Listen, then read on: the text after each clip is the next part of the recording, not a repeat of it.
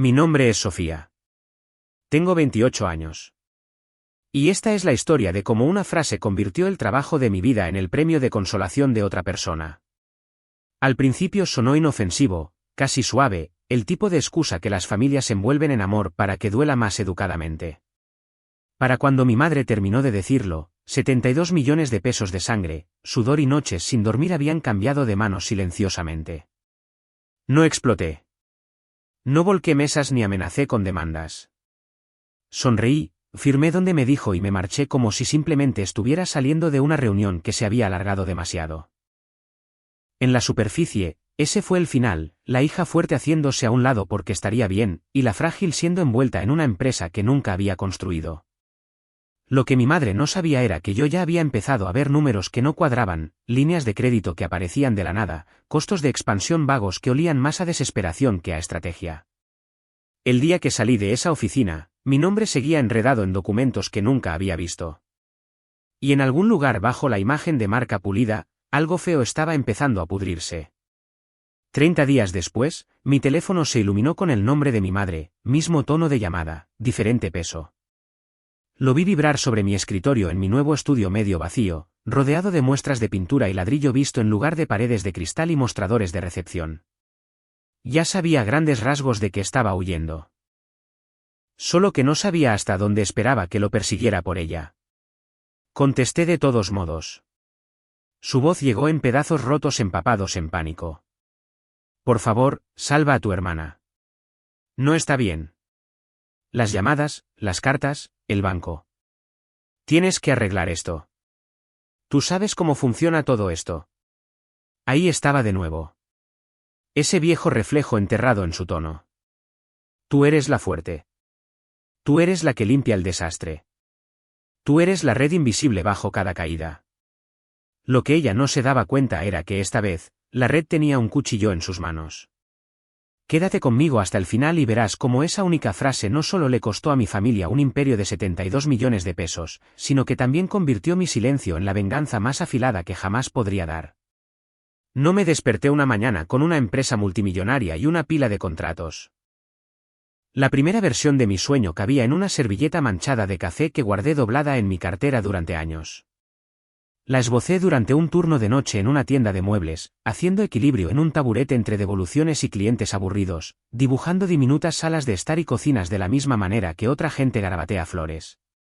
Esa servilleta olió a café quemado y perfume barato durante tanto tiempo que se convirtió en una especie de talismán, la prueba de que deseaba algo más con la suficiente intensidad como para dibujarlo en los márgenes de un trabajo sin futuro.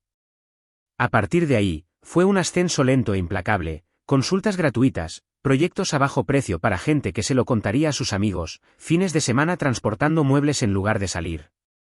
Mi primer portafolio era un mosaico de favores y pequeñas victorias. A los 23 años, tuve mi primera oficina de verdad, apenas más grande que un vestidor, pero pintada con los colores que yo elegí. A los 26, tenía un equipo, una lista de espera y una reputación en la Ciudad de México. Si Sofía acepta tu proyecto, no dejará que fracase. Fuera de la oficina, la historia era menos halagadora. En mi familia, el esfuerzo y el resultado no eran la moneda que más importaba. A mi madre le encantaba contarles a sus amigas sobre mi éxito, pero dentro de nuestra casa, los elogios viajaban por una ruta diferente. La emergencia más ruidosa es siempre la que recibe atención, y rara vez eran las mías. El recuerdo más claro no son 10 favores diferentes, es una escena nítida que no puedo borrar de mi cerebro. Tenía 21 años, mirando esa misma servilleta en la mesa de la cocina, explicando cómo me habían ofrecido una plaza en un competitivo programa de diseño en Barcelona, el tipo de programa que abre puertas en esta industria. La matrícula estaba cubierta. Solo necesitaba ayuda con los costos de vida durante los primeros meses. En la encimera a mi lado había una pila de facturas vencidas con el nombre de mi hermana, tarjetas de crédito, pagos del coche, cosas que ella llamaba problemas temporales, y mi madre llamaba cosas que pasan en la vida. Mi madre tomó la servilleta, sonrió al ver el boceto y la dejó suavemente sobre la mesa. ¿Eres fuerte, Sophie?, dijo. Ya encontrarás una solución. Tu hermana. Ella necesita más ayuda. Tiene más sobre sus hombros. La fortaleza debería haber sido un cumplido en nuestra casa. Se sentía como una maldición. Cuanto más fuerte era yo, más fácil se volvía decidir que podía vivir sin lo que nunca soñarían con negarle a ella. Me quedé. No me fui al extranjero. Vertí esa decepción en mi trabajo, en la empresa que un día llevaría mi nombre en la puerta. Nunca volvimos a hablar de esa decisión. Pero cada vez que mi madre restaba importancia a uno de mis logros con un «tú estarás bien», y corría a tapar otro agujero en la vida de mi hermana, esa servilleta ardía un poco más en mi memoria. Años más tarde, cuando la empresa finalmente despegó, mi madre empezó a usar una nueva frase, legado familiar. La decía en cenas, en festividades, frente a parientes lejanos que asentían con aprobación. Estamos construyendo algo que se quedará en la familia, solía decir, como si todos estuviéramos de acuerdo en lo que, nosotros, significaba. Ella veía los clientes, los premios, los reportajes en revistas. Veía el calendario de reservas que nunca parecía tener suficiente espacio en blanco. Lo que no veía, o elegía no ver, era la aritmética silenciosa detrás de todo, cada proyecto que se conseguía porque yo me quedaba hasta tarde, cada relación que construí desde cero, cada riesgo que tuvo éxito porque lo respaldé con mi propia reputación. A la gente le gusta idealizar la idea de un negocio familiar. Suena cálido, seguro, envuelto en tradición. Pero si la definición de familia cambia cada vez que alguien necesita ser rescatado, ¿sobre qué estás construyendo exactamente? Esa pregunta no se convirtió en palabras hasta el día en que mi madre me pidió que nos reuniéramos en un restaurante para hablar sobre el futuro del negocio. En ese momento, pensé que finalmente íbamos a sentarnos a la misma mesa como iguales. Entré llevando el blazer que me había comprado después de firmar mi primer contrato de 8 cifras, con la servilleta manchada de café guardada como un secreto en mi cartera. No tenía idea de que al final de esa comida, la servilleta se sentiría menos como un símbolo de mi sueño y más como la evidencia de un crimen. El restaurante era uno de esos lugares con luces tenues y música suave, el tipo de escenario que la gente elige para dar grandes noticias que quieren vestir de elegancia. Mi madre lo eligió porque, te mereces un lugar bonito, pero se sentía más como un escenario que como una celebración. Ella ya estaba sentada cuando llegué, con los dedos alrededor de una taza de té que no había tocado. El vapor había desaparecido. El té se había enfriado. Ese detalle se me quedó grabado más tarde, un pequeño y extraño espejo de todo lo que estaba a punto de suceder. Mírate, dijo mientras me sentaba, sus ojos recorriendo mi blazer, mi maletín del portátil, el agotamiento que intentaba ocultar. Has estado trabajando demasiado.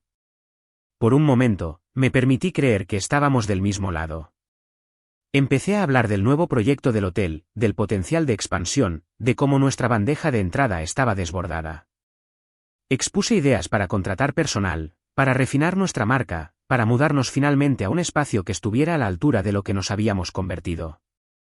Ella escuchó, asintiendo lentamente, y luego dejó su taza con un suave tintineo que interrumpió mi entusiasmo. He estado pensando en el futuro del negocio, dijo, haciendo eco de las palabras de su mensaje de texto. Sobre el legado familiar, esa frase de nuevo, flotó entre nosotras como una línea ensayada. Quiero que esté seguro, continuó. Estable. No tan dependiente de una sola persona. Me tomó un segundo darme cuenta de que esa, una sola persona, era yo. Hablé de construir sistemas, de formar a gerentes, de diversificar nuestra base de clientes. Ella negó con la cabeza suavemente, como si no hubiera entendido la cuestión. Eres increíble en lo que haces, dijo. Pero siempre has sido la fuerte.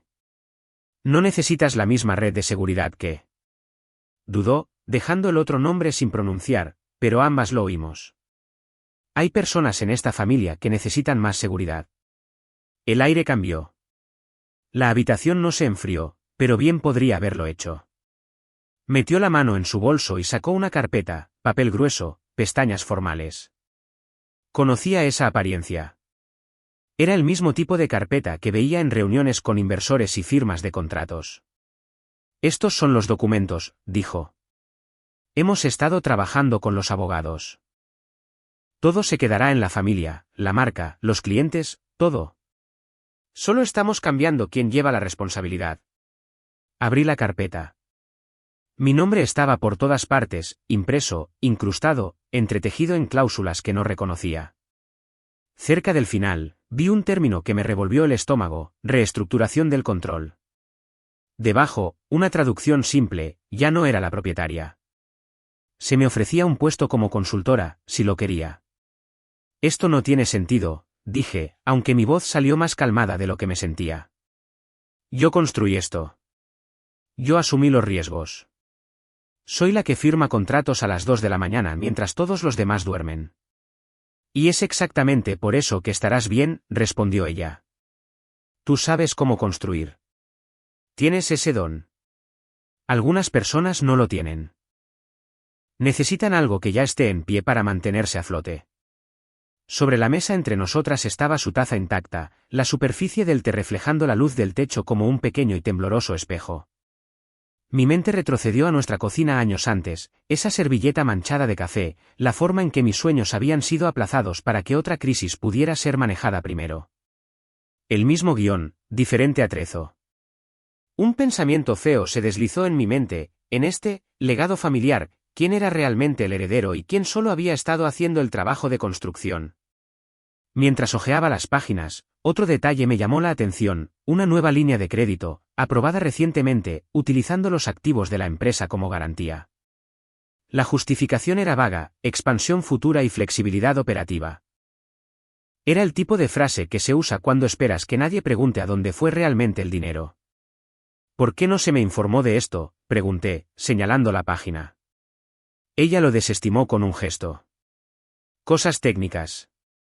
Los abogados se encargaron. No necesitas estresarte por cada pequeño detalle financiero.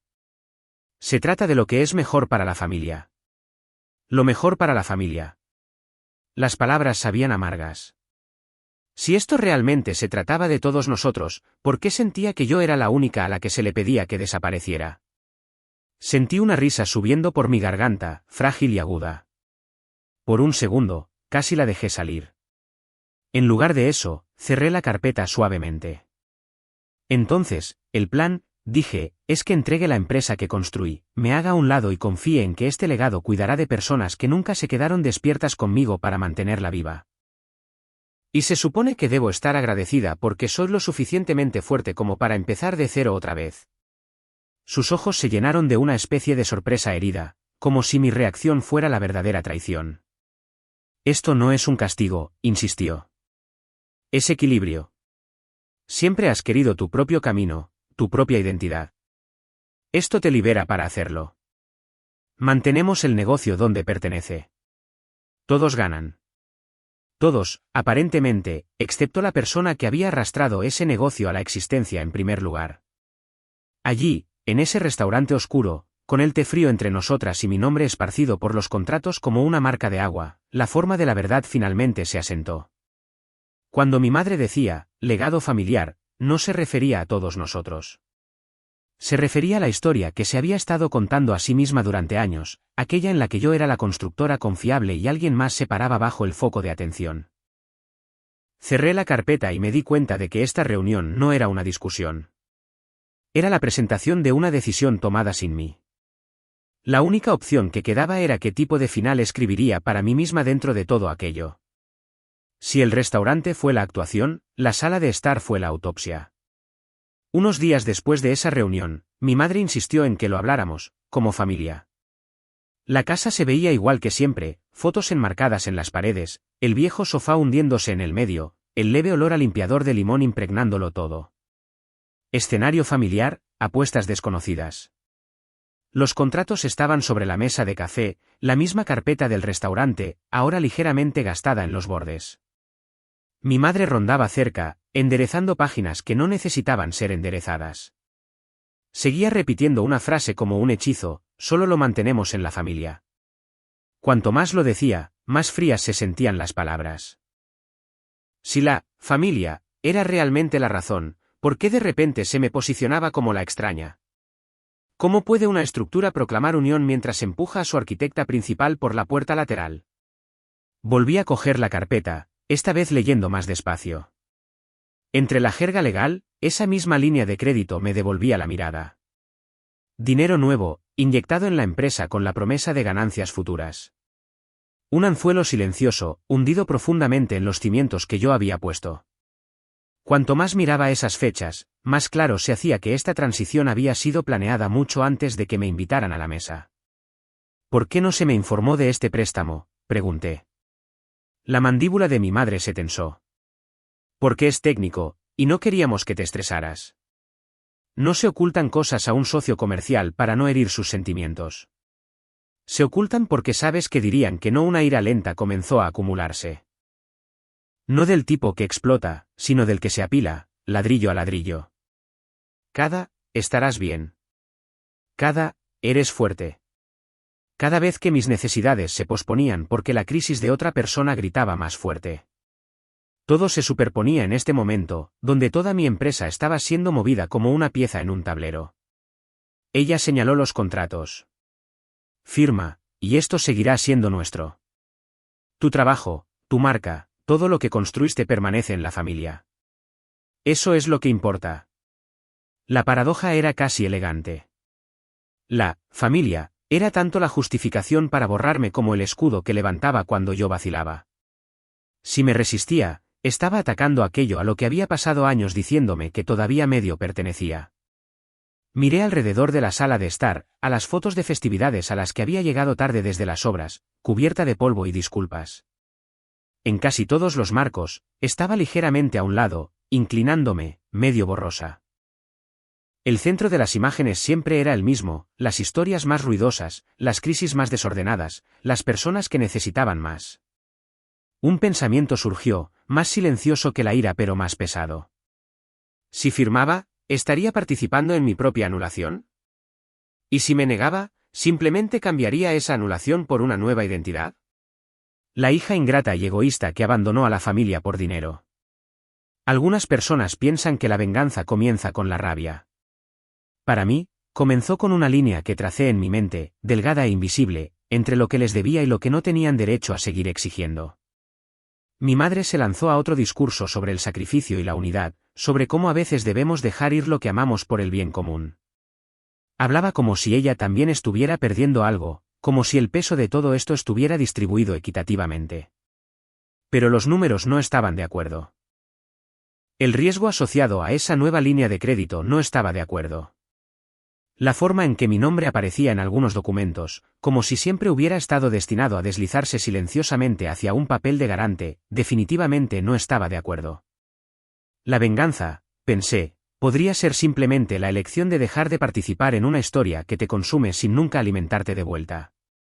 ¿Vas a firmar?, preguntó, la suavidad en su tono comenzando a deshilacharse. Cogí el bolígrafo. La habitación se sentía demasiado pequeña, el aire demasiado denso, pero mi mano estaba firme. Firmé la transferencia que me separaba de la empresa que había construido. No firmé nada que me situara como cofirmante de la nueva deuda. Esos papeles no estaban sobre la mesa. Al menos, no todavía. Mientras la tinta se secaba, mi madre soltó un suspiro que sonó casi aliviado. Ya verás, dijo. Esto será mejor para todos. Para todos, siempre había sido una categoría extrañamente selectiva en esta casa.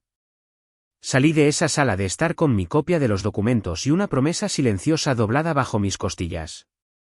No pasaría el resto de mi vida perdonando a personas que confundieron mi resistencia por consentimiento.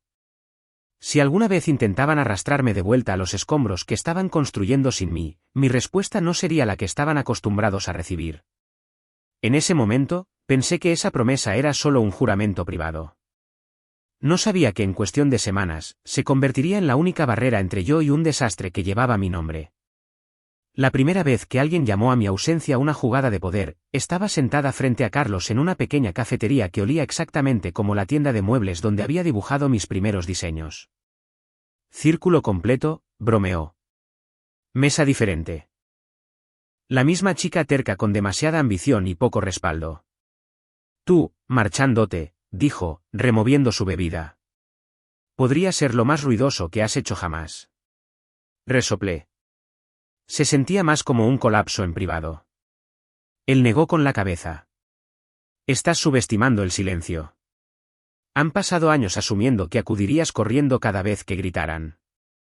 Esta vez, no lo hiciste. Eso no es nada. Tenía razón.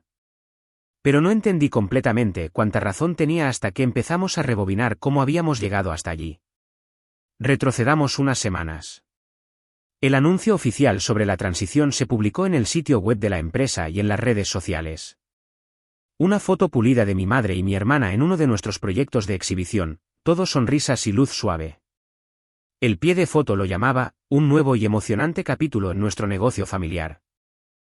A mí se me mencionaba en una sola línea: Sofía García se retirará para dedicarse a proyectos creativos personales. Retirarme, como si simplemente hubiera decidido tomar unas largas vacaciones. Intenté apartar la vista, concentrarme en mi nuevo estudio vacío. Paredes desnudas, escritorios alquilados, un puñado de tableros de muestras apoyados contra el ladrillo. Pero a Internet no le importa lo que intentas ignorar. Los clientes empezaron a enviar mensajes. Un cliente de largo plazo me escribió: «Oye, ¿sigues involucrada allí? Algo se siente raro». Otro escribió: «Firmamos basándonos en tu nombre. Ahora nadie contesta los correos electrónicos. ¿Estás bien?». Sus palabras entrelazaban frustración y lealtad de una manera que dolía y sanaba al mismo tiempo. Mi instinto fue correr, arreglar las cosas entre bastidores, preservar la marca que había construido aunque mi nombre ya no estuviera en la puerta. Ese instinto era exactamente lo que se había explotado durante años. Así que, en lugar de arrastrarme de vuelta, respondí con honestidad pero con cuidado. Me había ido. Estaba empezando de nuevo. Les deseaba lo mejor. Pero si querían mi trabajo, tendría que ser con mi nuevo estudio. En mis términos. Algunos se alejaron. Algunos dijeron que lo pensarían. Algunos regresaron en cuestión de días, enojados por plazos incumplidos y promesas rotas, de repente más dispuestos a seguir a la persona que había construido los resultados que amaban en lugar de la etiqueta que ahora los enmarcaba. Cuantas más historias escuchaba, diseños a medio terminar, presupuestos excedidos, llamadas esquivadas, más claro se hacía. Mi ausencia no era un pequeño vacío.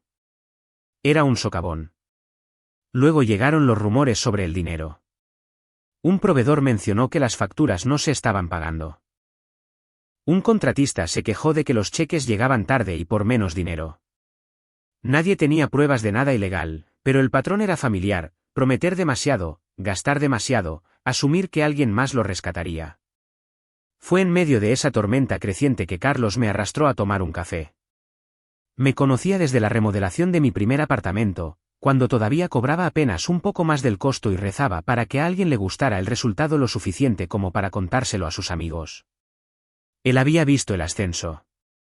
Había visto el sacrificio. «He estado observando», dijo, con las manos alrededor de su taza. «Están aprovechándose de tu reputación mientras la destrozan desde dentro. ¿Cuánto tiempo vas a dejar que usen tu sombra para cubrir su desastre?». Miré la mesa, el delgado anillo que su taza había dejado en la madera. «¿Qué se supone que haga? ¿Volver corriendo y ofrecer consultoría gratuita?». «No», dijo bruscamente. «Construyes algo nuevo. Y lo haces tan bueno que cualquiera que preste atención pueda ver exactamente a dónde se fue el verdadero talento». Se reclinó, estudiándome. «Querían el cascarón de tu empresa sin la sustancia. Deja que se lo queden. Tú toma la sustancia y empieza de nuevo». Ahí estaba, expuesto más claramente de lo que me había atrevido a pensar. La ausencia convertida en un arma. No atacándolos directamente, sino creando algo que no pudieran falsificar. «Se siente mezquino», murmuré. «Se siente preciso», corrigió. «Además, es un castigo si todo lo que haces es mostrar la verdad». Esa pregunta se alojó en algún lugar profundo. Si el éxito exponía naturalmente a las personas que habían intentado robar su fuente, ¿era eso venganza o simplemente la gravedad haciendo finalmente su trabajo? Una semana después de ese café, firmé el contrato de arrendamiento del loft industrial que se convertiría en mi nuevo estudio. Techos altos, ladrillo visto, iluminación terrible. Al principio, no parecía gran cosa. Parecía libertad. Clavé la vieja servilleta manchada de café en la pared cerca de mi escritorio, justo al lado de una hoja de papel en blanco. Viejo sueño, nuevo comienzo. Esta vez, no habría ningún apellido compartido en las escrituras. Solo el mío. Empezar de nuevo dolió de todas las formas predecibles. El dinero era más escaso, la red de seguridad más delgada, las horas de alguna manera incluso más largas que antes. Pero por primera vez en años, cada noche hasta tarde se sentía como una elección hecha para mí, no para la emergencia de otra persona. Sofía García Studio, mi nombre por sí solo, sin propiedad compartida, comenzó como un susurro en un mercado ruidoso. Envié un correo electrónico a un puñado de clientes en los que confiaba, no con una historia lacrimógena, sino con una invitación. Estoy aceptando un número limitado de proyectos, escribí. Estudio más pequeño, atención más centrada. Si quieren el tipo de trabajo que hacíamos antes sin el caos con el que han estado lidiando últimamente, me encantaría hablar. Algunos dijeron que no. Algunos no respondieron. Suficientes dijeron que sí. Empezamos con lo que podíamos manejar, un loft en el centro, la renovación de una casa familiar, una cafetería boutique que necesitaba sentirse como un escape. Documenté todo, vídeos de antes y después, secuencias aceleradas de rodillos de pintura e instalaciones de iluminación, clips cortos de clientes llorando de alegría al ver sus espacios terminados en las redes sociales. Nunca mencioné mi antigua empresa por su nombre. No tuve que hacerlo. Los comentarios llenaron el vacío. Así que aquí es donde se fue la magia. No me extraña que el otro lugar se sienta diferente ahora. Explica por qué nuestro último proyecto se fue a pique. Mientras tanto, las personas que se habían quedado en mi antigua empresa comenzaron a irse poco a poco. Una exgerente de proyectos pidió reunirse. Se sentó en mi oficina medio amueblada, retorciéndose las manos. Siguen usando tu nombre en las reuniones, dijo, diciéndoles a los clientes que todavía estás en segundo plano, dando tu bendición a todo. Pero están recortando gastos, incumpliendo plazos, y ahora hay rumores sobre el dinero. Se siente mal. Si estaban dispuestos a aprovecharse de mi reputación de esa manera en una conversación, ¿qué estaban haciendo en papel? Esa respuesta llegó en una conferencia de la industria en Monterrey unos meses después. Casi no fui. Me sentía como una impostora sentada en un panel etiquetado como Mujeres redefiniendo el diseño, pero la invitación había llegado antes de la transición, y los organizadores me rogaron que no cancelara. Así que me puse el mismo traje que había usado para presentar mi primer gran proyecto de hotel, un recordatorio silencioso de todo lo que ya había sobrevivido, y entré en un salón de hotel lleno de personas que creían conocer mi historia. Durante un descanso, mientras hacía malabares con un plato de aperitivos y una conversación trivial, un hombre con un conservador traje gris se me acercó. Se presentó como un representante de un grupo de inversión especializado en escalar negocios creativos. Conocimos a su madre hace un tiempo, dijo. Nos dijeron que usted seguía muy involucrada. Las palabras cayeron como hielo por mi espalda. Deslizó una delgada carpeta sobre la mesa alta. Creo que debería ver esto. Dentro había estados financieros, contratos y un documento que me puso la piel de gallina. Una considerable línea de crédito, aprobada después de mi retirada, que listaba a mi antigua empresa como prestataria. Y en la línea del garante, mi nombre. Mi firma flotaba sobre la fecha, nítida y segura. Supe al instante que no era la mía. Se parecía. Los bucles eran similares. La inclinación era casi correcta. Pero había una rigidez en el trazo, un intento practicado en lugar de una memoria muscular. Quienquiera que lo hubiera firmado conocía mi letra lo suficientemente bien como para imitarla, pero no lo suficientemente bien como para habitarla. Mi corazón latía con fuerza en mis oídos, pero mi voz se mantuvo firme. ¿De dónde sacó esto?, pregunté. De su madre, dijo. Habló largo y tendido sobre mantener el negocio en la familia, sobre cómo usted siempre estaría allí para garantizar su futuro. Los números desde entonces han sido preocupantes, pagos atrasados, contabilidad creativa. Cuando empezamos a investigar, algunos de nosotros nos preguntamos si usted siquiera sabía que esto existía. El mundo se redujo al papel en mi mano, a esa promesa falsificada que me ataba a deudas que nunca había aceptado. En ese momento, cualquier ilusión restante de que esto había sido una transición equivocada pero amorosa murió. Esto no era simplemente favoritismo o mal juicio. Esto era fraude, envuelto en el lenguaje de la familia. No tenía conocimiento de este préstamo, dije. Yo no firmé esto. Me fui antes de que se redactaran estos papeles. Observó mi rostro de cerca, luego asintió como si acabara de confirmar una hipótesis.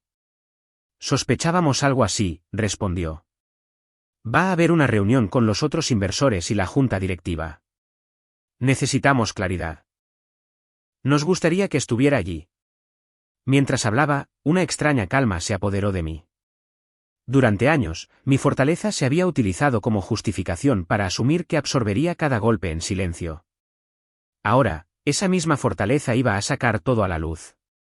En el vuelo de regreso de esa conferencia, miré por la ventana y pensé en la ecuación que había estado funcionando en segundo plano en mi vida.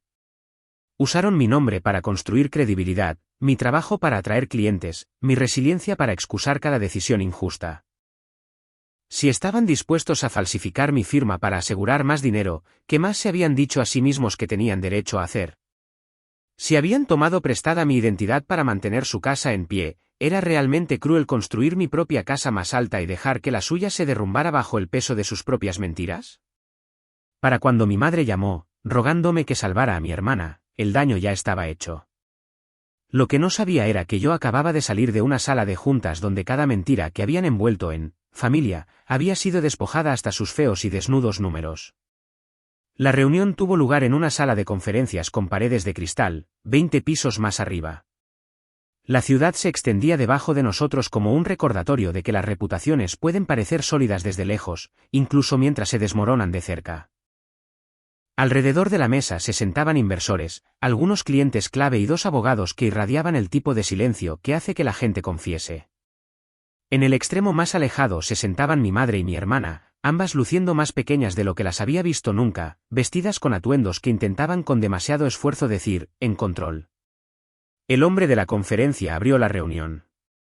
Proyectó copias de los documentos del préstamo falsificados en una pantalla, la curva negra de mi firma falsa magnificada para que todos la vieran. Estamos aquí para resolver una discrepancia, dijo.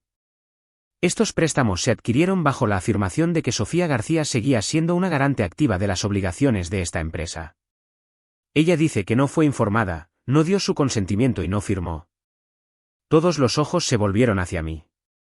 Hablé una vez, clara y calmadamente. Expliqué cuando me había ido, que había firmado y que no. Describí cómo había descubierto la falsificación. No especulé sobre los motivos. No acusé a nadie por su nombre. Simplemente puse los hechos sobre la mesa como evidencia. Cuando terminé, la sala desvió su atención hacia mi madre. Al principio, hizo lo que siempre hacía, recurrió al encanto. Habló de mala comunicación, de asumir que Sofía siempre sería parte de nosotros, de un malentendido familiar exagerado. Pero el encanto no cuadra los libros, y el sentimentalismo no corrige los libros de contabilidad. Los abogados preguntaron quién había ordenado que se redactaran los documentos. Preguntaron quién los había firmado. Preguntaron a dónde había ido el dinero. Esa última pregunta fue la que destrozó la sala. Una cantidad deprimente del préstamo no estaba en el negocio en absoluto. Había sido desviado a cosas etiquetadas como relaciones con clientes y retiros operativos, que se parecían mucho a matrículas de colegios privados, vacaciones de lujo y un todoterreno nuevo. El resto se había malgastado en expansiones chapuceras y exceso de personal, decisiones tomadas con la confianza de personas que creían que si las cosas salían mal, alguien más fuerte intervendría y lo arreglaría. En un momento dado, mi hermana intentó hablar. Pensamos que a Sofía no le importaría, dijo. Ella siempre decía que estábamos en esto juntas. Eso fue lo más cerca que alguien estuvo de admitir lo que habían hecho. Habían tomado mi disposición pasada a sacrificarme y la habían convertido en un cheque en blanco. A los inversores no les sentó bien. Al final de la reunión, su decisión fue clara. Se retiraba la financiación. Se estaban explorando opciones para recuperar lo que se pudiera recuperar. Las consecuencias legales ya no eran una amenaza lejana. Eran una realidad pendiente. Salí de esa sala con 2 cosas, la libertad de una deuda que casi me habían colgado al cuello y una vista en primera fila del colapso que ahora era imparable. No había derribado el edificio. Simplemente me había apartado de la pared contra la que se habían apoyado con demasiada fuerza. Lo que nos lleva de vuelta a la llamada telefónica. Llegó 2 días después, justo después de que terminara una inspección en un nuevo proyecto. Estaba de vuelta en mi propio estudio, rodeada de tableros de muestras y el zumbido de un equipo que confiaba en mí porque nunca había usado sus nombres en nada a lo que no hubieran consentido. El nombre de mi madre apareció en la pantalla. Casi lo dejo pasar al buzón de voz. Casi. Cuando contesté, su voz estaba destrozada. Nos van a cerrar, sollozó. El banco, los inversores, todos. Tu hermana se está desmoronando. Está teniendo ataques de pánico. Apenas duerme. Sigue diciendo que todo se ha acabado. Podríamos perder la casa. Por favor, tienes que ayudar. Si vuelves, si tomas el control, si hablas con ellos, tal vez nos den otra oportunidad. De fondo, podía oír a alguien llorando más fuerte, el sonido ahogado y desesperado de una persona que acaba de darse cuenta de que el acantilado que creía que era un escalón. Hubo un tiempo en que ese sonido me habría sacado de mi propia vida sin dudarlo, en que habría conducido hasta allí con un portátil y un plan, lista para cargar a todo sobre mi espalda de nuevo. Pero acababa de ver a una sala llena de gente leer las pruebas de cómo se había utilizado mi nombre sin mi permiso. Acababa de oír a mi hermana decir con su propia boca que había asumido que no me importaría. La súplica de mi madre tergiversaba la historia como siempre lo había hecho. Ya no hablábamos de fraude e identidad robada.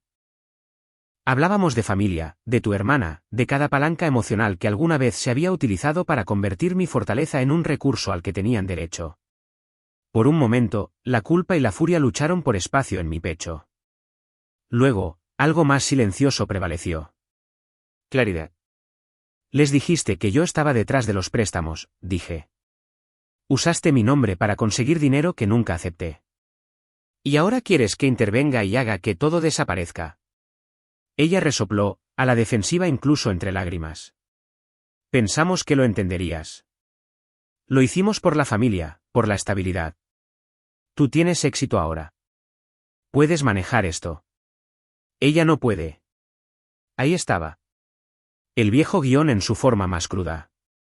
Tu fortaleza es nuestra red de seguridad. Mamá, dije, una vez decidiste que lo que yo construí pertenecía a otra persona porque pensaste que ella lo necesitaba más.